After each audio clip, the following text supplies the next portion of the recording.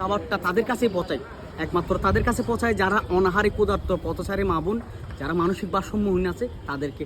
কারণ এই মুহূর্তে আমাদের একটা জিনিস সমস্যা কি জানেন, অ্যাভেলেবেল মানুষকে আমরা খাবারটা দিতে পারতেছি না, কারণ আমাদের ওইভাবে আমাদের এখন সংগঠনটা হয়ে ওঠে নাই।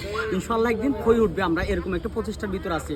আমার ভাই কিন্তু এটার বিষয়ে অনেক কিছু বা ডিসিপ্লিন সিদ্ধান্ত, অনেক কল্যাণকর বিষয় আমাদেরকে ইয়া করছে আর কি, বিষয়গুলো জানাইছে। এইভাবে করলে জিনিসটা ভালো হয়, তাহলে আমরা সেভাবে যখন আগাইতেছি জিনিসটা অনেক সুন্দর একটা দেখতেছি। তাহলে সব কিছু মিলাইয়া আমাদের একটা এই জিনিসটা অনেক দূরে নেওয়ার একটা চিন্তা ভাবনা আছে, অনেক দূরে গিয়ে যাবে, আগামী 2-300 বছর চলবে।